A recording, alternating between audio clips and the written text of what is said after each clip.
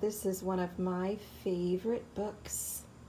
Are you ready? It's called The Garden, the Curtain, and the Cross. And it tells the story of Jesus and God's big plan.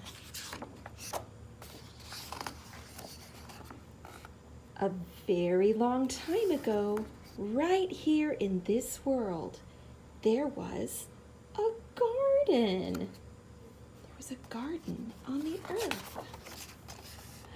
In the garden, everything was wonderful. The world was full of laughing and playing and smiling and fun. There was nothing bad, ever. There was no one sad, ever.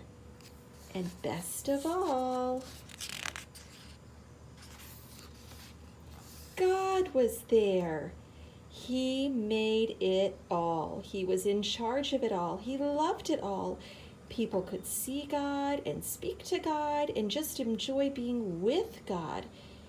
It was wonderful to live with God. Look, God says, "Hello, Adam. Hello, Eve." Adam says, "Eve, God's here. He wants to walk with us again. How cool is that?" And then Eve says, "Yay! I bet it's going to be even more amazing than yesterday." But then one day, the people did a terrible thing. They decided they didn't want to do what God said. They decided they wanted a world without God in charge. God calls this sin. Sin spoils things. Sin has no place in God's wonderful garden. God said to the people, "You can't live with me in my garden anymore." And he sent them outside. They look really sad, don't they? To show the people they had to stay outside, God put some warrior angels in front of the garden. The angels were like a big keep out sign. Now, things were sometimes bad and people were sometimes sad, but people still kept sinning because they didn't want God to be in charge. So no one could come into God's wonderful place. God said, "Because of your sin, you can't come in." God wanted people to remember, it is wonderful to live with him, but because of your sin, you can't come in. So he told the people to build a special building called his temple where he would live. In the middle of the temple was the most wonderful place in the world, the place where God was, with nothing bad and nothing sad. It was wonderful. Very exciting. But then God told the people to put up a big curtain around this wonderful place. The curtain had pictures of warrior angels on it. It was a big keep out sign. For hundreds of years, the temple curtain reminded people that God said, "It is wonderful to live with him. But because of your sin, you can't come in." Babies became grown-ups, and grown-ups had babies, and those babies became grown-ups and had babies, and those babies became grown-ups and had babies. Hundreds of summers and winters passed by, and the keep-out curtain stayed in the temple. Then one day, God's Son came to live in this world as a person. He was called Jesus. Jesus always did what God said. Jesus never sinned. And Jesus visited the temple where the keep-out curtain hung. Jesus knew the things were sometimes bad and sometimes sad. Jesus said that God had sent him to open the way back to God's wonderful place where there would be nothing bad and no one sad. People still didn't want to let God be in charge. So they decided to put Jesus on a cross to die. It was the most bad thing that had ever happened. It was the most sad day of all time. But Jesus had a plan. He'd always planned to die on the cross. What a strange plan. Why would God's Son plan to die?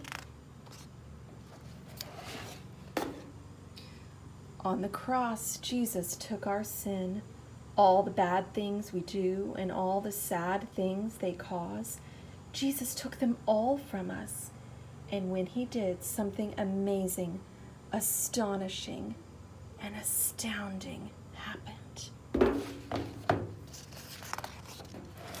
The curtain tore. God had ripped up the keep out sign. God's wonderful place is open again. Because Jesus died, we can go in. Look, they were shocked. They couldn't believe it. After Jesus died, his friends put him in a tomb. They were very sad. For 2 days, nothing happened. Then the next morning, Jesus' friends went to the body to get his body in the tomb. And it wasn't there. Look, he's not here. Can you see the little person? It says he's not here. And it wasn't. A little later on, Jesus' friends were all together, and suddenly Jesus was there, alive. Suddenly his friends weren't sad. Now they were so happy.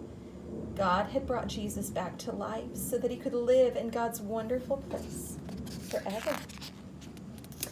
And Jesus sent everyone an invitation to come and live with him there too. He tells us, God says it is wonderful to live with him. Because of your sin, you can't come in. But I died on the cross to take your sin. So all my friends can now come in. We can live with God forever. There will be nothing bad and no one sad. We will see God and speak to God and just enjoy being with God, just as he planned. It will be wonderful to live with him. And it's all because of Jesus. Look, come on in, friends. He's riding a white horse, and that white horse is called Faithful and True. We will say every day, thank you, Jesus, you're amazing. And you can start saying that today. Thank you for reading that book with me, my friends. Happy Easter.